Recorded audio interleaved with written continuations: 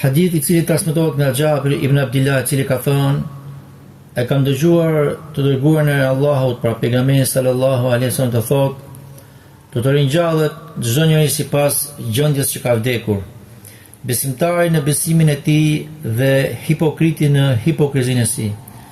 Këtë hadith e ka përmendur Ibn Hibban në Sahihun e tij.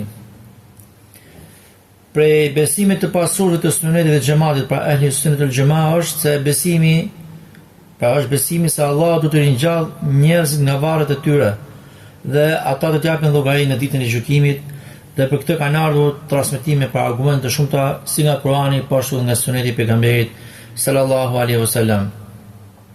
Sikur që ka thënë Allahu lartësuar në Kur'an: "Dhalika bi anna Allaha huwa al-haqq wa annahu yuhyi al-mauta wa annahu ala kulli shay'in qadir." Kjo është se me të vërtet Allahu është ai I vërteti dhe se ai ngjall të vdekurin dhe se ai është I fuqishëm mbi çdo gjë. Suratul Hajj. Pra çdo njeri do të ringjallet sipas besimit dhe veprës që ai ka vdekur, sipas gjendjes që është ndarë nga kjo botë, sipas asaj që ai ka zgjidhur për veten e tij në jetën e kësaj bote. Kush vdes me iman dhe vepra të mira, do të ringjallet si besimtar dhe do të fitojë kënaqësinë e përhershme që është xheneti.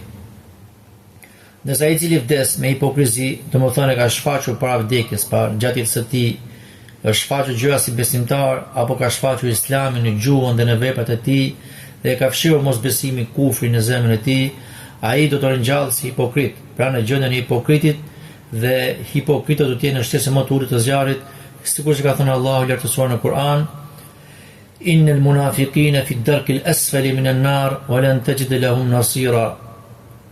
Me të vërtet, hipokritët do të jenë në shtesën më të ulët të zjarrit dhe nuk do të gjesh për ta ndonjë ndihmës. Suratun Nisa. Prandaj kush vdes me bidat, do të ringjallet sipas bidatit që ka pasur gjatë jetës së tij.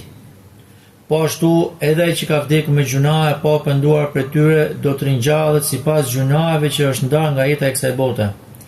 Por se kjo nuk do të thotë se do të jetë I përhershëm në zjarr.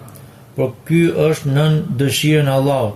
Nëse ai do e dënon për këtë gjunahe, për këto bidate që ka bërë, dhe nëse dëshiron ai e fal atë.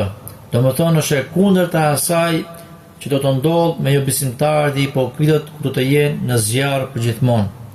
Robërt të Allahut, përpiquni fort në jetën e kësaj bote, duke qenë gjithmonë në bindje ndaj Allahut dhe të dërguarit të tij sallallahu alaihi wasallam, duke qenë musliman të mirë.